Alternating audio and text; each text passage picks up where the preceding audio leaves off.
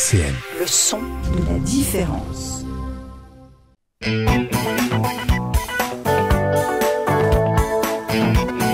On va pas se raconter d'histoire sur RCN, Philippe Rivet.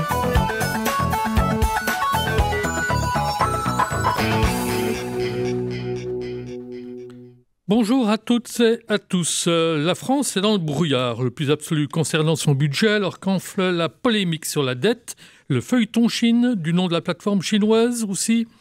Est-il derrière nous ou a-t-il eu le mérite de lancer ou de relancer les bonnes questions ? Assiste-t-on à un réveil démocrate aux États-Unis sur fond de contestation grandissante de Trump ou est-ce un réveil en trompe-l'œil ? Tels sont les trois grands sujets de débat que nous aborderons aujourd'hui dans l'émission On ne va pas se raconter d'histoire, émission enregistrée dans les conditions du direct ce jeudi, avec autour de la table pour débattre en toute liberté, Stéphane Massé, avocat, ancien bâtonnier du barreau de Nancy, Mathieu Léritz, militant politique et syndical engagé OPS, professeur d'histoire, Dominique Pocro, cadre territorial à la retraite, ancien élu local, militant Renaissance. Merci à tous les trois de votre présence. On va pas se raconter d'histoire sur RCN, le débat. Commençons, si vous voulez bien, avant d'aborder l'actualité parlementaire, par l'évocation des attentats du 13 novembre 2025, qui 10 ans plus tard font l'objet ce jeudi de commémoration, tant le souvenir et la douleur restent vifs. Le bilan humain, je le rappelle, 132 morts, plus de 400 blessés, reste le plus élevé des attentats commis depuis 80 ans en France. Un commentaire, Mathieu Léritz ? Oui, comme tout le monde, je me souviens exactement où j'étais quand j'ai appris les attentats. D'autant plus, j'entends beaucoup de personnes à la radio, à la télévision expliquer un petit peu de façon intime, parce que je crois que c'est un attentat qui nous a touchés intimement. Et il se trouve que mon frère dînait chez des amis rue de Charonne. Voilà. Donc je fais partie de ces millions de Françaises et de Français qui ont eu peur. Même si j'étais à distance, mais j'ai eu peur. Et vraiment, je pense qu'il faut saluer le courage des policiers, notamment, qui sont intervenus sur le moment, des ambulanciers, des infirmiers, infirmières. Je pense que la France a fait face ce soir-là. Ce sont des grands mots, mais je crois que c'est la vérité. Dominique Pocro ? Deux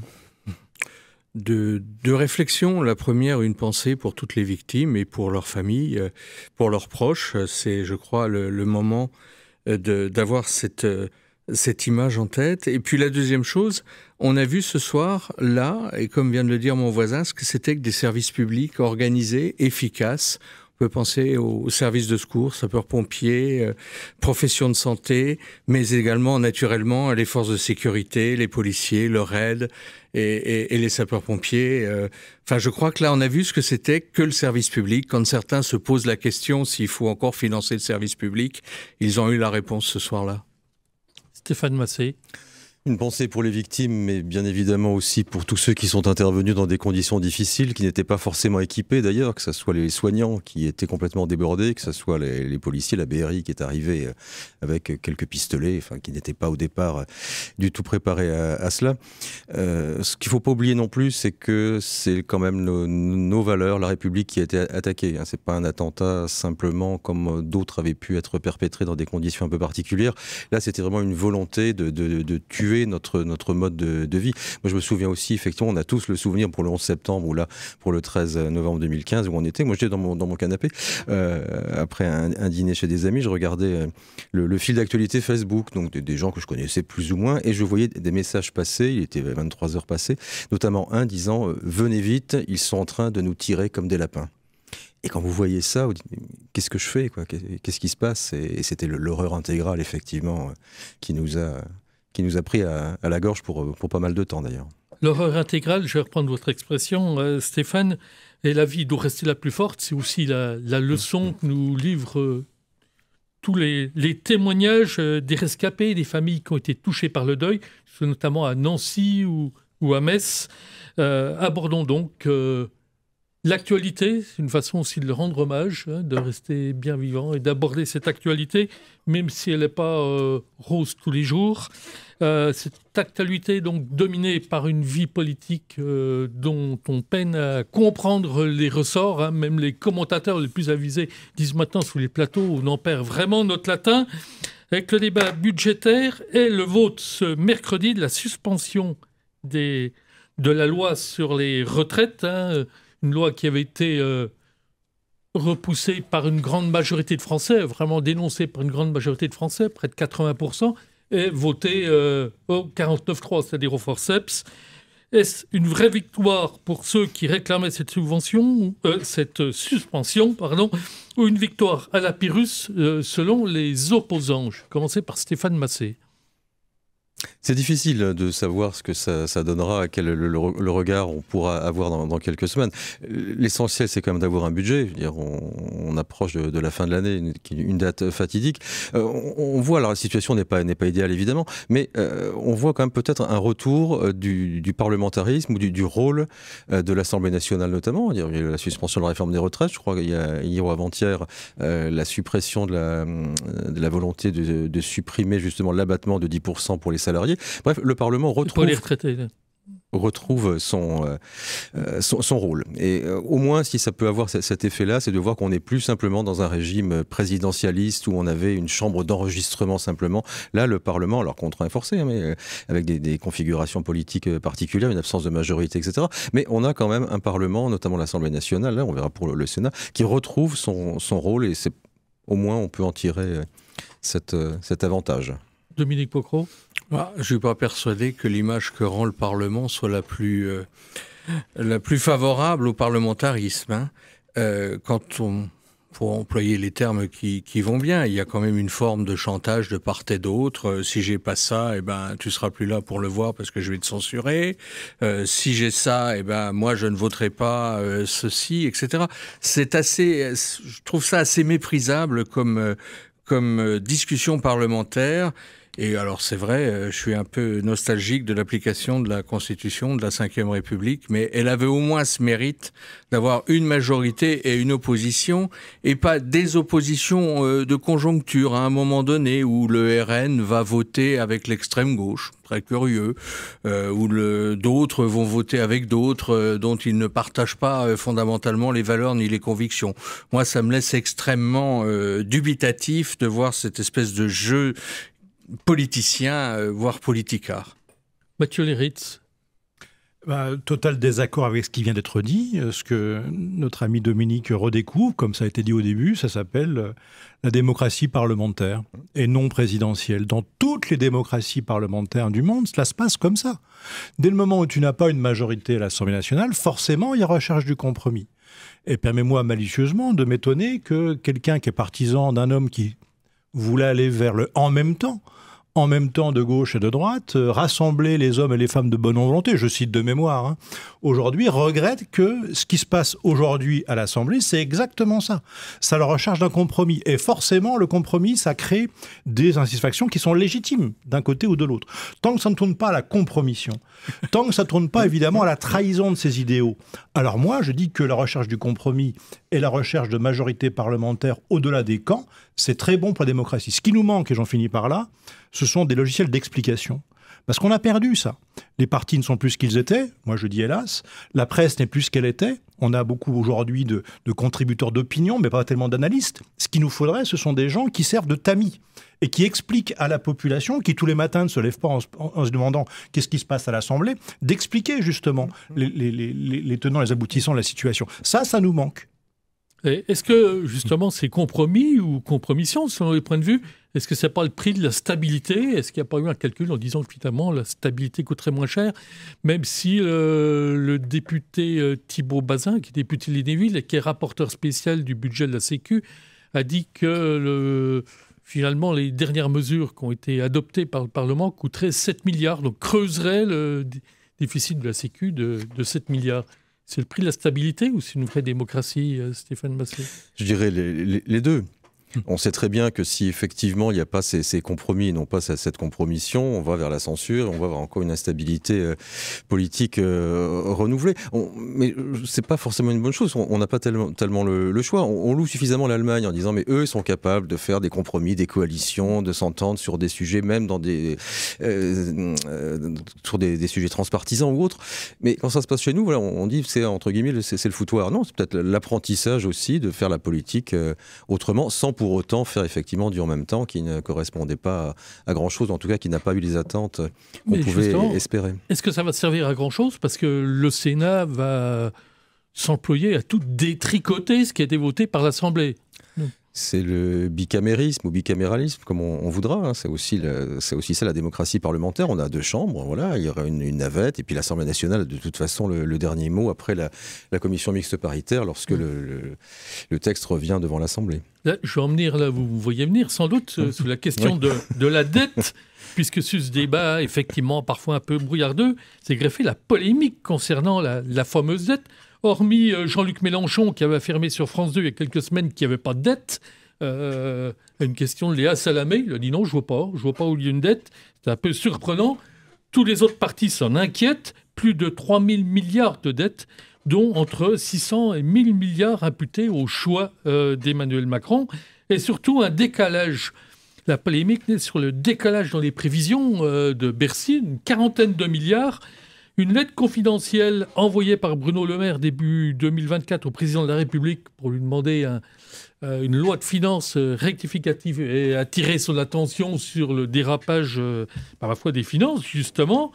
Et puis une autre lettre, il semblerait qu'une autre lettre qui soit antérieure, qui aurait été adressée par le même Le Maire à Elisabeth Borne, qui était alors Premier ministre, et que l'ancien ministre des Finances accuse d'avoir engagé une dépense de 8 milliards pour relever le point d'indice des fonctionnaires sans avertir Bercy et le patron de Bercy. On a plus que besoin de vos éclairages là, les uns les autres. Là. Qu'est-ce que vous avez compris là-dedans, Mathieu Léritz? Que le maire essayait de sauver sa peau ou c'est plus compliqué que ça? Le vaisseau macroniste prend l'eau et que, évidemment, les hommes et les femmes d'équipage sont sur le chacun pour soi, oubliant d'ailleurs leur capitaine. Je trouve que ça, humainement, c'est pas très très joli à voir. On pouvait s'en douter de la façon dont le président a construit son pouvoir personnel sur un phénomène de cour, de courtisans. On pouvait bien se douter que ça finirait comme ça. Moi, je ne m'en réjouis pas, parce que pour le coup, c'est pas un très beau spectacle, je trouve. Sur ce qui est de la dette, moi, je ne sais pas s'il y a de l'insincérité, ce qui serait grave. Juridiquement, je veux dire. Voilà. Moi, je n'en sais rien. Qui peut le savoir? J'espère que... Mais 3 000 milliards, ça vous inquiète? Ou vous dites que finalement, comme il y a une épargne de 6 000 milliards en France, oui, c'est ça, on est plutôt tranquille? Non, enfin, on n'est pas tranquille dans la mesure où on peut être étranglé du jour au lendemain par une hausse des taux d'intérêt dont nous ne sommes pas maîtres. Voilà. On est protégé par l'Europe, en tout cas moi en tant que socialiste, je le pense. Je pense, comme vous l'avez rappelé, qu'une grande partie de la dette, pas toute, elle est liée effectivement à la politique économique du président Macron, pas que de lui, mais aussi de lui, de cadeaux fiscaux pour des gains en emploi qui restent quand même très discutables et discutés. Donc voilà, mais personne de raisonnable ne peut nier que nous devons aujourd'hui rembourser année après année des centaines de millions d'euros qui pourraient être investis dans l'école, les services publics, etc. Donc la dette est un problème. Comment on s'en sort? Là, par contre, il peut y avoir des réponses différentes selon les sensibilités. Moi, je pense que c'est le capital qui a profité de ce pays pendant 40 ans qui doit être mis férocement à contribution. D'autres penseront différemment. En tout cas, nous, à gauche, c'est ce qu'on pense. Dominique Pocrot? Moi, je trouve que quand on évoque les 3 milliards de dettes, on passe... 3 000 milliards. Oui, 3 000 milliards. Oui. On passe sous silence assez rapidement les crises qui ont aussi conduit à cela. Et je rappelle le quoi qu'il en coûte. Tout le monde a existé à ce moment-là sur le quoi qu'il en coûte. Les fonctionnaires ont été payés, les entreprises ont perçu aussi des aides à un moment donné. Tout le monde a pu surmonter la crise de la Covid. On l'oublie un peu vite. Comme on oublie un peu vite la crise des Gilets jaunes qui, à un moment donné, a quand même contribué à augmenter cette dette. Entre 12 et 17 milliards sont les modes de calcul quand même là. Oui, mais quand même, c'est 17 milliards pour reprendre les termes de mon voisin qui aurait peut-être été bien mieux utilisés dans les services publics. Donc voilà, je crois qu'il faut raison garder sur le sujet. Alors, vous vous rappeliez Mélenchon disant qu'il n'y avait pas de dette, mais il dit ça depuis le début, lui, il dit il n'y a pas de dette. Bon, voilà, on sait qui est Mélenchon, on ne va pas s'éterniser sur le personnage. Maintenant, sur Bruno Le Maire, peut-être qu'il en a eu assez de passer pour le bouc émissaire facile dans la situation dans laquelle il était, et que bon... il cherche un peu à se dédouaner, après tout, pourquoi pas. Si ces lettres ont effectivement existé avec le contenu que l'on évoque, effectivement, il faut tirer ça au clair. Mais le vrai problème, c'est la dette de la France, c'est qu'est-ce qu'on fait? Qu'est-ce qu'on fait pour que le gouvernement puisse exister sans l'aggraver par les mesures du Parlement qui a, c'est quasiment tous les jours une mesure fiscale de plus et une recette fiscale de plus. Stéphane Massé, est-ce que le maire aurait dû démissionner en 2024 ou sa démission aurait-elle été perçue comme une désertion? C'est ce qu'il explique dans sa défense. Juste avant de venir sur Bruno Le Maire, à propos de Jean-Luc Mélenchon, à sa décharge, on va dire, il a toujours exprimé effectivement cette position, en disant, après bon, ça vaut ce que ça vaut, ça se défend, ça ne se défend pas, hein, mais en disant, la dette c'est un artifice, il suffit de dire non, on ne paiera plus, on remet les compteurs à zéro. Ça, il expliquait pourquoi, bon, on va pas entrer dans le détail. Mais c'est pas une nouveauté. Bruno Le Maire, moi je me demande un peu quand même quel rôle il joue aujourd'hui, parce que si effectivement ces lettres ont existé, que ce soit à l'égard des différents premiers ministres, à l'égard aussi il y en a une qui est avérée, celle de 2024 d'Emmanuel Macron, aussi le président de la République. Mais pourquoi n'a-t-il pas rendu public ces lettres qui n'étaient pas écoutées à l'époque? Et puis je me souviens qu'il a été nommé, il a fait son retour en politique après avoir dit quelques semaines auparavant qu'il ne ferait plus jamais de politique du tout.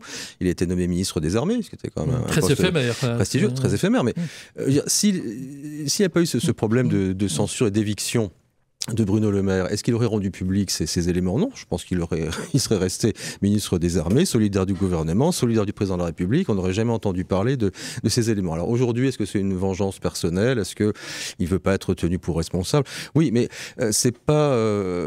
il avait écrit un très bon bouquin lorsqu'il était directeur de cabinet de Dominique de Villepin à l'époque, sur les gens de cour et sur le fonctionnement un peu de la République. Aujourd'hui, je pense qu'il a plus tellement cette hauteur. Je pense qu'il veut...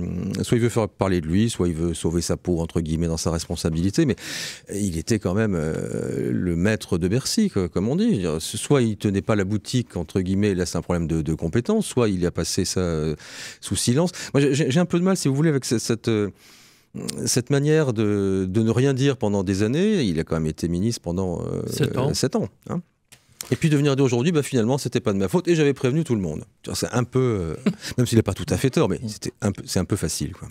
À ce jour, la personne est capable de dire si on aura un budget à Noël.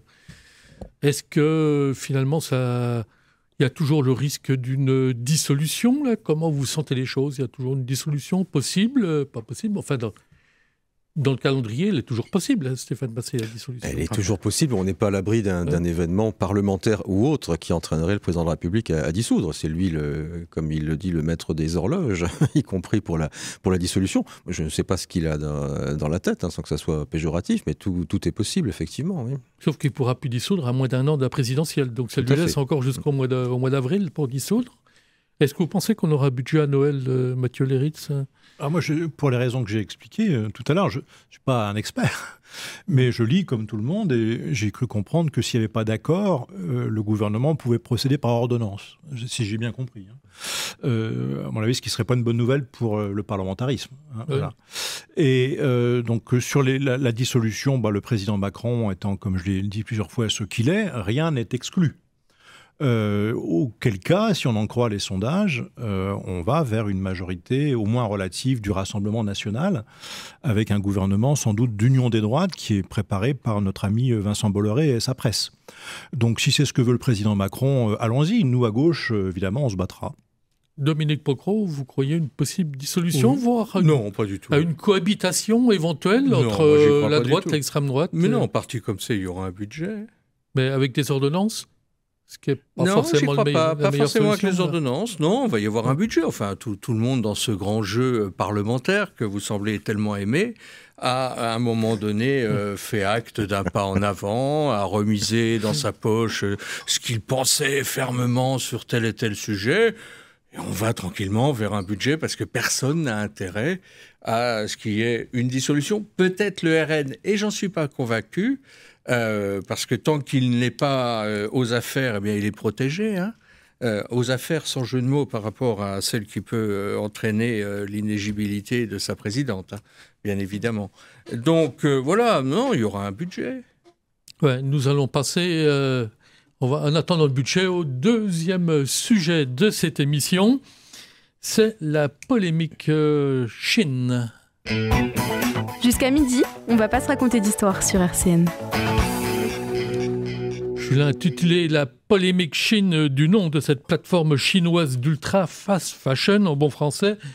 C'est-à-dire, je n'ai pas réussi à le traduire, c'est la mode à toute vitesse, ou la mode très éphémère. Enfin, vous proposerez vos propres traductions, qui proposaient des poupées pédopornographiques et des armes de catégorie A, du couteau ou de la hache à la grenade, hein, c'est un peu ça, les catégories A, si j'ai bien noté.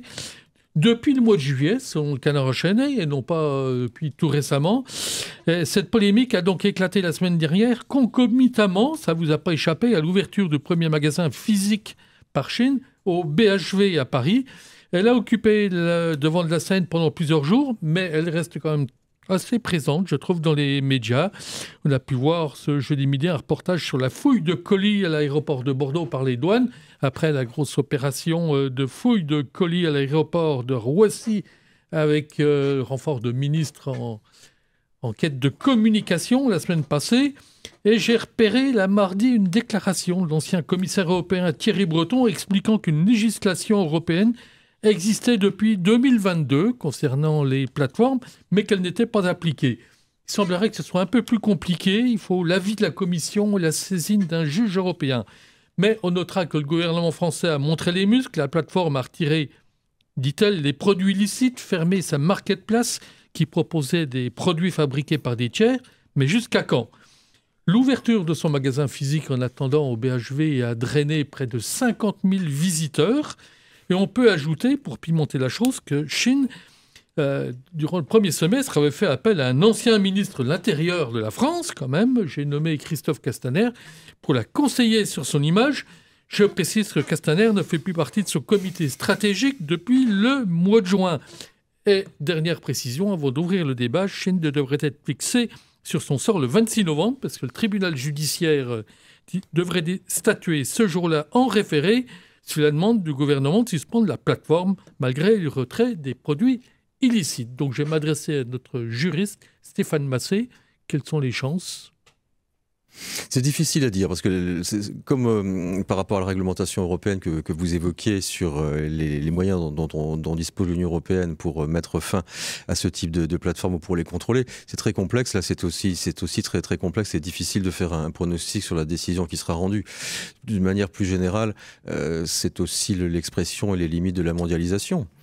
Et comme vous le disiez, le nombre, alors tout le monde s'est ému effectivement des poupées pédopornographiques, des armes, etc. Bon, peu de temps après, effectivement, ça a été retiré, mais 50 000 personnes sont venues visiter en je ne sais plus combien de temps. Tant qu'il y aura des acheteurs, et on peut difficilement les blâmer aussi, je veux dire, il y a un problème de pouvoir d'achat, je le répète peut-être à chaque fois que je suis ici, plus de 10 millions de personnes qui vivent en dessous du seuil de pauvreté, 2000 enfants qui dorment dans la rue chaque nuit. Donc, il faut aussi comprendre que ces magasins à bas coût, ces plateformes aussi sont un attrait pour des gens qui n'ont pas forcément les moyens. J'entendais Marine Tondelier qui disait bon, on peut faire des efforts et puis attendre un petit peu et acheter. Après, on peut acheter un jean à 130 €. Bah oui, tout le monde ne peut pas se payer un jean à 130 €. Il y a aussi une réalité économique qui fait que ces plateformes et ces sociétés en profitent. Mathieu Léritz. Sur le fond juridique, vous comprendrez bien que je n'ai pas grand-chose à dire. Moi, ce qui me semble intéressant, c'est ce que cette affaire révèle. Enfin, révèle. Pourquoi je dis révèle ? Révèle ou cache ou plutôt confirme pour moi. C'est-à-dire que le capitalisme est profondément amoral. Il est profondément amoral. Je n'ai pas dit immoral. Il est amoral, c'est-à-dire qu'il se moque complètement. Pourtant, il y avait des règles du commerce international. Oui, j'entends bien. Il se moque complètement des conséquences de sa course au profit. Et quand je dis le capitalisme, ce sont des capitalistes, parce que ce sont des hommes et des femmes qui sont derrière ça. Le capitalisme chinois, là. Libération a fait une très belle enquête, justement. Alors, je recherchais tout à l'heure avant l'émission, je ne l'ai pas retrouvé, mais je l'avais lu en diagonale, et il semblerait qu'un des centres de fabrication, ça se trouve effectivement en Chine, dans un port chinois avec des investissements qui ne viennent pas que de Chine. De la part d'un régime qui se dit communiste, une plaisanterie. Hein, c'est un régime autoritaire, purement capitaliste. Mais enfin, je veux dire, voilà, enfin, on croit rêver, quoi. On croit rêver. Donc, le capitalisme laissé à lui-même n'a absolument aucune morale. Il relève à la puissance publique européenne ou nationale d'y mettre des formes, d'y mettre des limites, sans quoi il ne respecte Ils n'en respectent aucune. Et on arrive à des aberrations comme celle-là. Donc ça plaide encore une fois pour mettre fin au libéralisme, mettre fin à la mondialisation telle qu'elle est aujourd'hui, mettre fin à l'ouverture sans frein des frontières. Voilà, c'est exactement le projet social-démocrate. Mathieu Léritz, on va vous dire que vous défendez effectivement des principes. Stéphane Massier vient d'expliquer qu'il y a une législation qui existe, qui est très difficile à mettre en œuvre. Et le journal L'Opinion, journal libéral L'Opinion, révélait il y a quelques jours, non je me trompe, c'est pas L'Opinion qui l'a déclaré, c'est Le Monde. L'Opinion a évoqué qu'il y avait 3 autres plateformes, AliExpress, Temu et Wish, qui faisaient l'objet d'une attention particulière du parquet de Paris, parce qu'elles proposaient aussi des messages violents, pornographiques, contraires à la dignité accessible à un mineur. Mais Le Monde, justement, a révélé ce mercredi que JD.com, qui est un autre géant chinois de l'e-commerce, je crois que ça doit être 3e, enfin c'est dans le trio de tête des géants chinois de l'e-commerce, qui part à l'assaut du marché européen avec une offre de rachat sur Ceconomy. Ceconomy, c'est pas forcément connu de nos auditeurs et du grand public, mais c'est le 2e actionnaire du groupe Fnac Darty, et la JD.com veut devenir le service de vente en ligne concurrent d'Amazon. Dominique Pocro, ça vous inspire quoi ? Ça a été dit déjà, c'est l'illustration parfaite de la mondialisation et de la faiblesse des États devant la mondialisation et la faiblesse de l'Europe. Mais j'ai 2 autres observations à faire. On a parlé de la fouille des colis. Enfin, c'est une opération de com'. On n'aura jamais les moyens d'aller fouiller tous les colis, ou au moins ceux qu'on devrait fouiller. C'est essayer de vider l'océan avec une petite cuillère, cette affaire-là. Et puis, la deuxième chose, ça a été aussi évoqué, s'il y a ce type de plateforme, c'est qu'il y a des consommateurs. Faut quand même pas l'oublier. Et je ne suis pas tout à fait d'accord avec vous, maître. Les consommateurs ne sont pas forcément les moins aisés, qui vont sur ces plateformes, suivant le raisonnement que vous avez développé en disant, voilà, il y a des pauvres, etc. Pas forcément. D'ailleurs, je serais curieux de voir les statistiques des consommateurs, des citoyens consommateurs. Vous ne posez pas la question pour savoir si tout le monde s'habille français autour de cette table ? Moi, personnellement, je sais où je m'habille, mais je ne sais pas d'où viennent les fringues. Non. Voilà. Je vais dans une enseigne française. Donc, je voulais par là, ça vous interrompt, mais poser la question de la délocalisation de l'industrie textile. De l'industrie en général. Elle ne date pas d'hier matin, quand même. De l'industrie en général. On a laissé partir, on a fait de la Chine l'atelier du monde. On est tous surpris, semble-t-il, aujourd'hui, d'en voir le résultat. La vente par correspondance existait, les 3 Suisses, la Camif, etc., etc. Et puis, là, on est tous surpris de voir que des multinationales viennent manger le pain de notre industrie qu'on a laissé partir. Bon, voilà, c'est un peu curieux, je trouve. Mais quand vous évoquez la question du pouvoir d'achat, comme le fait Stéphane Massé, est-ce qu'il n'y a pas la question de la surconsommation, finalement ? Stéphane Massé. Oui, de là à dire que la décroissance serait la solution, c'est pas ce que j'ai dit. Non, je caricaturais exprès. J'irai pas jusque-là. Après, sur les tenants du libéralisme et du capitalisme ont toujours expliqué que le commerce se régulait par lui-même. On voit bien que c'est pas le cas. Si on n'a pas des règles strictes, mais quel est le poids des États et quel est le poids de la réglementation face à ces firmes ? On sait très bien qu'au-delà des GAFA et autres géants qui relancent la consommation aussi, on voit très bien qu'en fait ce sont eux qui ont les forces vives et qui peuvent imposer leurs limites. Et puis il y a tout le lobbying aussi, on le voit au sein de l'Union européenne ou d'autres institutions, l'Organisation mondiale du commerce, où effectivement on a cette influence qui... L'OMC qui a été longtemps présidée par un Français, parce qu'elle l'a mis. Aujourd'hui, l'OMC, c'est un fantôme, non ? Oui, comme beaucoup d'institutions internationales, malheureusement, surtout dans ce domaine. On essaie de créer des règles qu'on ne peut pas appliquer, et puis finalement, on laisse faire. C'est le laisser faire.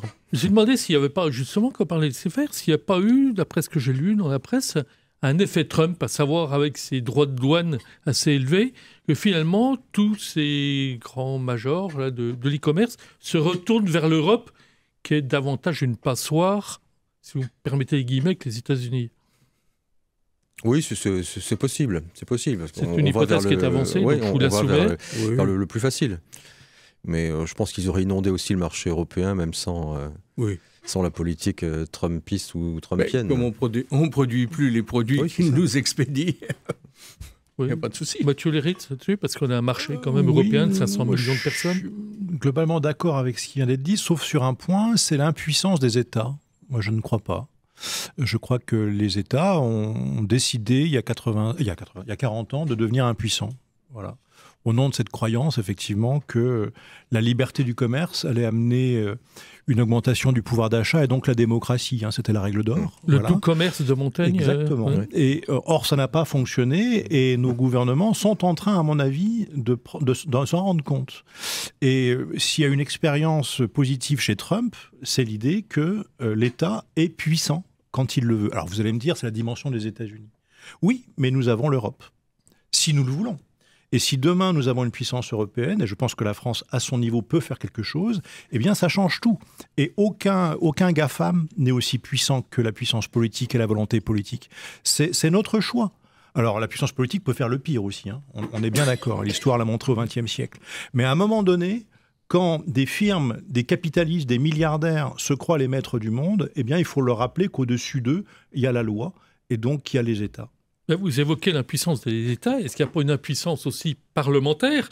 Il y a le président de l'Union française des industries de la mode et de l'habillement qui a dit la France est incapable de produire la moindre loi, de produire un texte efficace.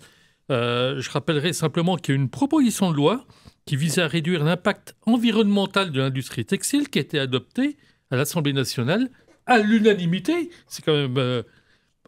assez exceptionnel pour le souligner, au printemps 2024, avec l'introduction d'un malus sur les produits vendus par les plateformes d'ultra fast fashion. Sauf que l'examen au Sénat en juin a connu une retouche avec un amendement, on va dire, controversé de la ministre Agnès Pannier-Runacher qui a demandé une interdiction générale de la publicité. Bruxelles, au mois d'octobre, a réagi en attirant l'attention sur les risques juridiques en disant que c'était incompatible avec la directive sur le commerce électronique. Et par-dessus le marché, le Sénat veut proposer une taxe sur les petits colis. Est-ce que c'est cette impuissance parlementaire, c'est une fatalité Dominique Pocrot, là ? Je ne dirais pas impuissance parlementaire. Mon voisin a rappelé le fond du problème. Le fond du problème, c'est le fonctionnement de l'Europe. Et sa force et sa puissance qui n'existent pas vu son mode d'organisation actuel. On a beau nous expliquer que c'est tant de clients, que c'est tant de surface et tant de population, mais tant qu'il y aura une organisation qui permettront à certains de bloquer les avancées, on en sera là. Donc on peut quand même dire dans cette affaire que la justice, elle, fonctionne, puisque même si la législation sur le numérique pose question, est-ce qu'on peut limiter effectivement l'accès à des modes d'emploi pour pratiquer le terrorisme et tout, Il y a TikTok qui est notamment dans le collimateur actuellement. La justice a mis en examen dans l'Isère il y a quelques jours un homme qui possédait les fameuses poupées pédopornographiques qu'il avait acquises sur Chine. On a évoqué Trump, on va rester outre-Atlantique avec le prochain thème, troisième thème et dernier thème de débat. On va pas se raconter d'histoire sur RCN. Très largement absent de l'actualité politique américaine depuis le retour de Donald Trump à la Maison-Blanche, les démocrates seraient-ils aujourd'hui en phase réveil ? Même Joe Biden, que l'on sente physiquement affaibli, a pris la parole sans que le propos soit d'ailleurs d'une grande clarté, si je peux me permettre. Les démocrates conservent haut la main la ville de New York en y disant un jeune maire d'origine immigrée, indien né en Ouganda, voici 34 ans, musulman et socialiste revendiqué, il ne dit pas démocrate, socialiste revendiqué, pro-palestinien affiché et affirmé, ce qui n'a pas empêché, selon les indications post-élection, un tiers de la communauté juive de New York, la plus importante du pays, de voter pour Zohran Mamdani. Cette victoire, marquée par une participation record, signe un échec cuisant pour Trump. Par ailleurs, deux femmes gouverneurs démocrates ont été élus en Virginie et dans le New Jersey, complètent le revers républicain, mais elles ont une sensibilité démocrate, on va dire, assez différente. Elles sont plutôt classées au centre droit, avec De surcroît, je rajouterai un vote favorable aux démocrates en Californie sur leur découpage à carte électorale exigé par Trump. Mathieu Léritz, c'est un réveil des démocrates ou c'est un peu un trompe-l'œil ? Alors j'entends que New York ne sont pas les États-Unis, New York n'est pas les États-Unis, pardon, ce qui est vrai. Voilà, New York vote démocrate depuis toujours. Je crois que Roosevelt était gouverneur de l'État de New York dans les années 20. C'est vrai. Ceci étant, moi, ce qui m'a marqué, c'est une très forte augmentation de la participation électorale.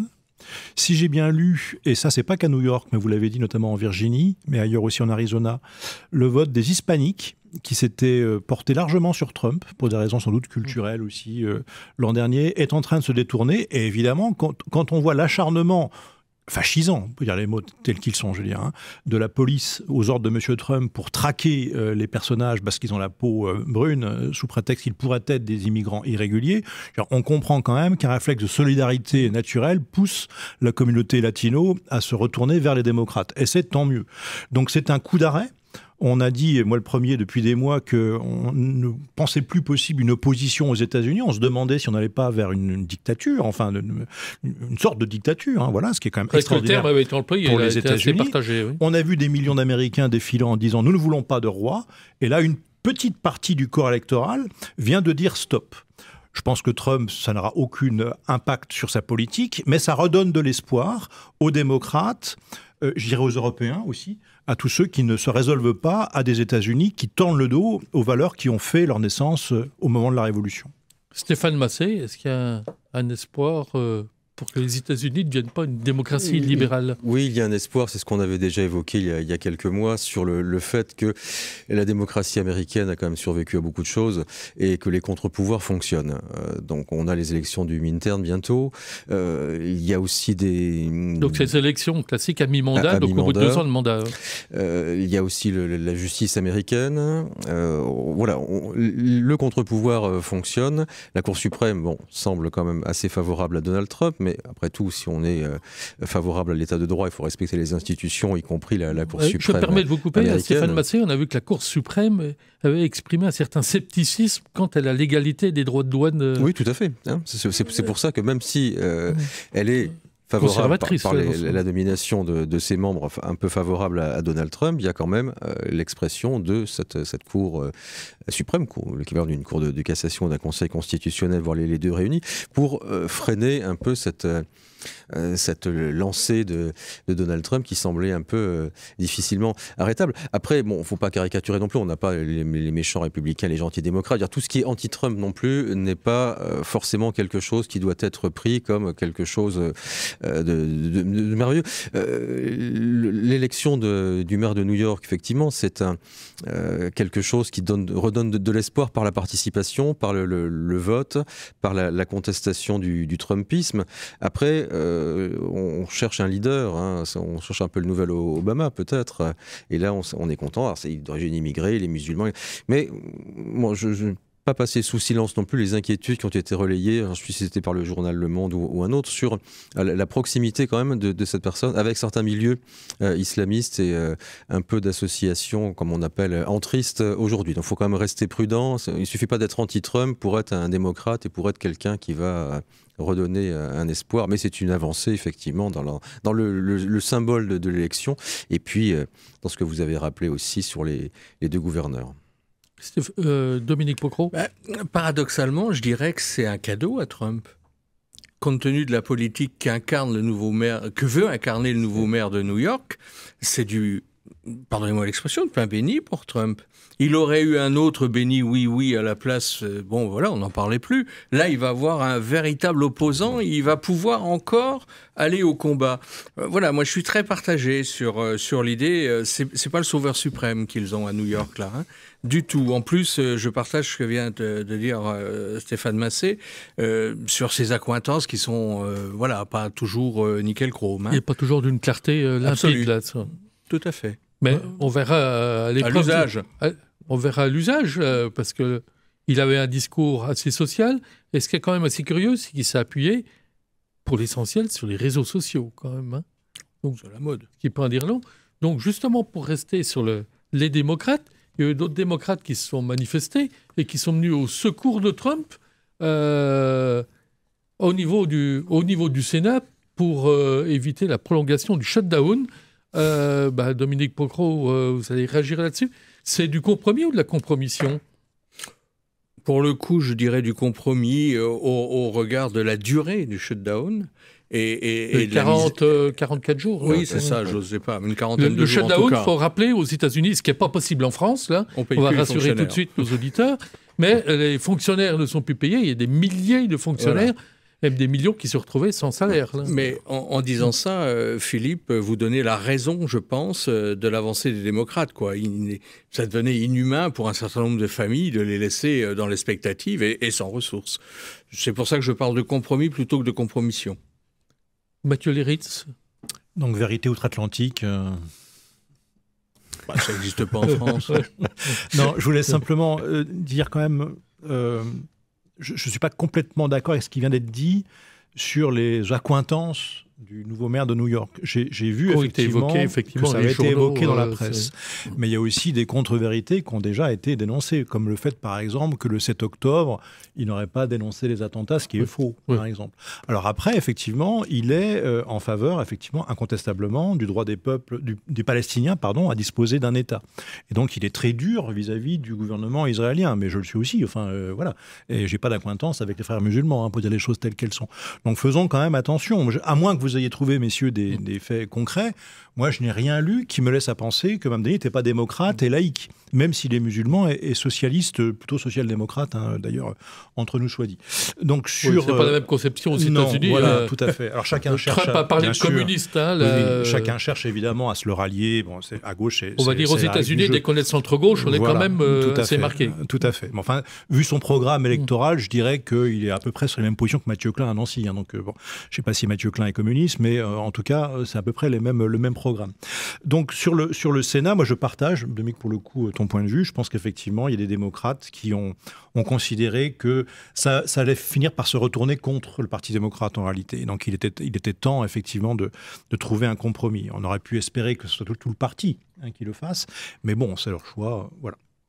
Stéphane Massé. Oui, je pense que l'intérêt général a prévalu. Et les démocrates en question ont eu l'intelligence de mettre de côté provisoirement leurs convictions, on va dire, quoique, pour effectivement régler cette situation, parce qu'on n'en sortait pas non plus. Alors si c'est transposable ici, on a aussi justement l'adoption du budget. Est-ce qu'il y a des compromis qui doivent être faits pour essayer de s'en sortir et de trouver une solution ? Parce que rien n'est pire que de laisser la situation pourrir au risque d'avoir des débordements et des graves difficultés économiques, financières et sociales également. Je crois que vous évoquiez il y a un instant Stéphane Obama là, qui a félicité, d'ailleurs, il pouvait peut-être difficilement faire autrement, très, très prudemment, mais qui a félicité quand même le nouveau maire de New York. On n'a absolument pas entendu Kamala Harris, qui a vraiment disparu de la circulation. Il faut lancer un SOS où vraiment les démocrates ont tourné la page ou sont en train d'essayer de gérer leur division. Je crois que c'est une histoire interne aux démocrates. Kamala Harris n'a pas non plus brillé dans la campagne. Peut-être qu'on lui fait payer aussi ses prises de position. Et puis le rapport aussi avec Joe Biden qui était quand même assez ambigu. Après, que Barack Obama se réjouisse, oui, c'est quand même une des rares victoires démocrates depuis quelque temps. Donc c'était la moindre des choses. Maintenant, est-ce qu'ils ont besoin de retrouver un leader ? Oui, on ne va pas ressortir les Clinton, monsieur ou madame. Obama, c'est difficile de revenir aussi quand on était président 2 fois. Kamala Harris, elle a disparu. Après, voilà, on essaye de trouver quelqu'un. Mais... Avis conforme. Mathieu Léritz. Oui, je crois qu'elle n'a pas complètement disparu. Je crois qu'en fait, elle fait un travail de terrain, si j'ai bien lu. Mais il n'y a pas beaucoup d'articles sur elle, ça c'est vrai. Non, mais elle n'a pas été excommuniée par le Parti démocrate. Voilà, je n'ai pas l'impression. Je n'ai pas dit qu'elle était excommuniée, mais on ne l'entendait plus. C'est vrai. On va pas se raconter d'histoire sur RCN. Le débat.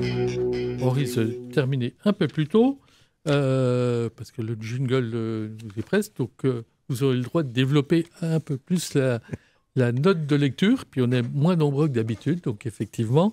Allez, en note de lecture, Mathieu Léritz. Alors, quand j'étais jeune, étudiant, avec un de mes premiers salaires, je me suis payé un livre de quelqu'un que je ne connaissais pas du tout, qui s'appelle Victor Serge, et qui a écrit donc ses mémoires, qui s'appelle « Mémoires d'un révolutionnaire ». Et c'est un personnage tout à fait fascinant. Donc il est né, je crois que c'est en Russie, il a immigré en France très jeune, donc très pauvre, un militant anarchiste, à la limite du banditisme, qu'il a fréquenté un peu la bande à Bono, figurez-vous. Mais bon, il est resté dans le cadre de légal et politique en tout cas. Ensuite, il a rallié la révolution russe en 1917. Il est allé en Russie. Il est devenu donc un cadre de la révolution, toujours anarchiste, pas communiste. Ensuite, il a pris ses distances avec le stalinisme. Il a donc été arrêté, libéré après une campagne internationale. Il s'est réfugié au Mexique où il est mort peu après la guerre. Et c'est un grand romancier, c'est un grand historien aussi, c'est un grand militant du socialisme non stalinien, du socialisme libertaire. Et il se trouve, et j'en termine très rapidement, qu'il vient de faire l'objet d'une biographie pour sa jeunesse, qui est la moins connue de sa vie, par Claudio Albertani aux éditions Libertalia, que j'ai commencé à lire, et c'est tout à fait fascinant. C'est le monde de l'extrême gauche, anarcho-syndicaliste, anarchiste, dans la France et Paris du début du XXe siècle. C'est tout à fait passionnant. Dominique Pocro.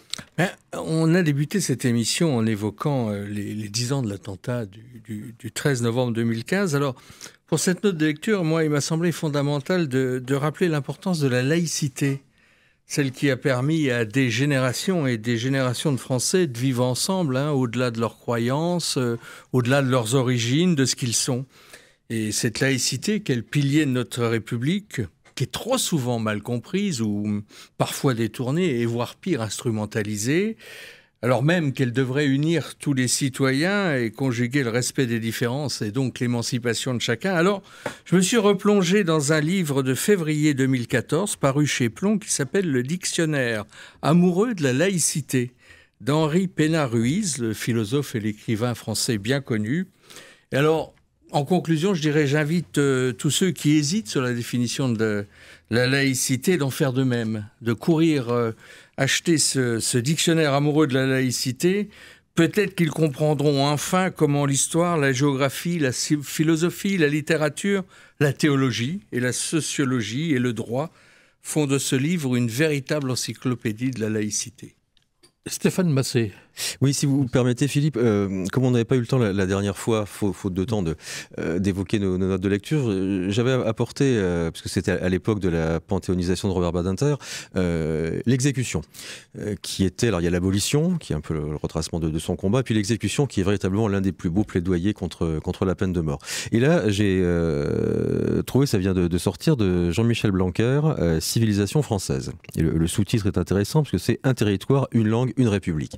Et je trouvais que c'était intéressant de voir un peu ces hommes politiques du centre, alors on dit centre ou centre-droit, mais ça serait bien aussi à gauche ou un peu plus à droite, qu'on reprenne un peu ces valeurs et que cette défense de ce que sont nos racines, avec leur évolution, donc effectivement la langue, la République, le territoire, ne soit pas l'apanage de certains partis politiques, où, comme un peu la laïcité, à un moment, n'était défendue que par Marine Le Pen et par le Rassemblement national.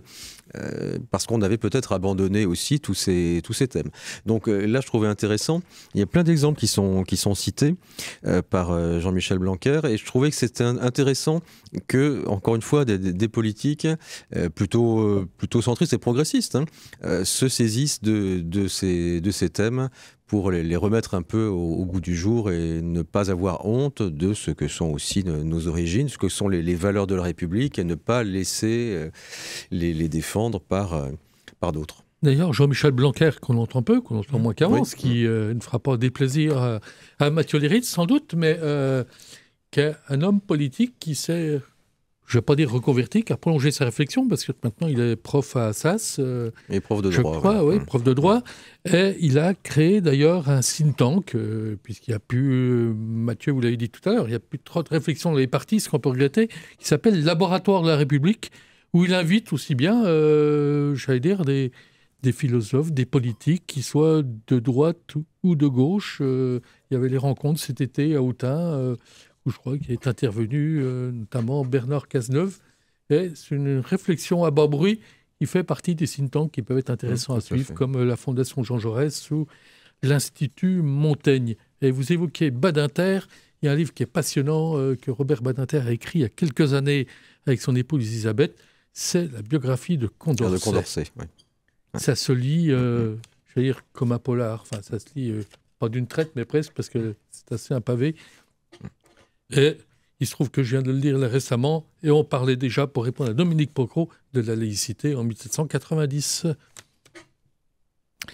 Ouais, ma proposition du jour, c'était effectivement, puisque j'avais oublié la note de lecture, c'était faute de temps, la dernière émission, j'ai conservé le même livre parce que j'ai trouvé le personnage intéressant, enfin l'auteur intéressant, et le livre qui est bonne piqûre de rappel, c'est Menaces sur l'état de droit de Patrick Spinozzi.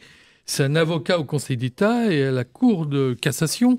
Il a longtemps été associé de François Sureau, qui est aujourd'hui académicien. Ce juriste réputé vient de publier donc un ouvrage de vulgarisation et qui s'adresse, il le dit lui-même, non aux professionnels, mais qui peuvent quand même, les professionnels peuvent quand même épuiser matière à réflexion. Hein. Il a le sens aussi du marketing quand même, l'ami Spinozzi, mais au grand public qui a besoin d'être familiarisé avec des notions trop vite oubliées sous la pression du populisme ambiant. Et effectivement, ce livre est très accessible, ce livre vraiment très très bien. Et on peut dire qu'il y a urgence à renforcer nos états de droit et avec lui nos libertés. C'est la plaidoirie de cet avocat. Force exemple ou risque de dérive à l'appui en cas d'arrivée d'un parti populiste au pouvoir. Et surtout, quand on entend certains politiques confondent l'état de droit et l'état du droit. Donc, c'est à lire sans modération. Je précise à notre ami Jean-Luc, nous allons terminer un petit peu plus tôt de quelques minutes l'émission. Si vous avez un mot de la fin qui vous inspire, libre à vous. Mathieu Léritz. Moi, j'ai une pensée pour le professeur Henri Laurence, qui est le grand spécialiste français, je crois, du Moyen-Orient contemporain, qui fait l'objet d'une polémique qui est scandaleuse. Et je ne me prononce pas... Enfin, j'ai mon opinion sur l'annulation d'une conférence qu'il organisait, mais on l'accuse d'antisémitisme. C'est un colloque qu'il organisait sur la Palestine au Collège de France. Voilà, et certains bons esprits l'accusent d'antisémitisme. J'ai lu ses livres, j'ai lu beaucoup de ses livres. Il m'a fait l'honneur de me donner quelques entretiens. C'est un homme profondément droit, profondément honnête, au-dessus de tout soupçon, et je trouve lamentable cette polémique. Mais puisqu'on est dans le domaine de l'antisémitisme, je note que l'Assemblée nationale a voté la proposition de loi du Premier ministre Gabriel Attal rendant son honneur à Alfred Dreyfus en le nommant général de brigade, lui reconstituant en quelque sorte sa carrière. Et c'est un vote acquis à l'unanimité de l'Assemblée nationale. Au regard de ce qu'on a dit précédemment, c'est un double soulignement. Et j'ajoute qu'au Sénat, il s'est quand même trouvé quelques voix divergentes, plutôt sur les bancs de droite. C'est assez curieux, mais c'est ainsi. Stéphane Basset. À propos de l'état de droit, mais de manière plus générale sur l'application de la législation et le respect du droit, j'entendais, c'était André Valigny qui parlait à midi sur, je ne sais plus dans quelle émission d'ailleurs, à propos de la législation antiterroriste, du difficile équilibre qu'il faut trouver effectivement entre la protection de la liberté individuelle de chacun et puis les mesures nécessaires, notamment en matière de sécurité. Et on a, que ce soit sur l'état de droit en général ou sur les législations d'exception antiterroriste, narcotrafic, le difficile équilibre à trouver effectivement entre le respect des libertés individuelles et puis l'intérêt général qui commande une protection renforcée, parfois des mesures d'exception style état d'urgence. Je prolongerai la réflexion de Stéphane, ça ne vous étonnera pas en tant que journaliste, pour m'inquiéter parfois, j'allais dire, la façon dont la loi sur la presse, la loi qui date de 1881, qui, je rappelle, était la loi la plus libérale au monde, qui est parfois malmenée, où il y a certaines dispositions que les politiques ont fortement envie, ont déjà fait, remis dans le droit commun, et non plus dans le droit de la presse, ce qui peut poser comme un certain nombre de problèmes en termes de liberté de la presse. Inquiétude légitime. Voilà, appeler une certaine vigilance. Je sais que les lecteurs, auditeurs, téléspectateurs ne sont pas forcément sensibilisés, peuvent avoir d'autres préoccupations, mais c'est mon devoir de journaliste, me semble-t-il, de rappeler à cette vigilance. Sans liberté de la presse, pas de démocratie. Voilà, je vous remercie pour votre participation. Merci. Prochaine émission débat, ce sera au mois de décembre.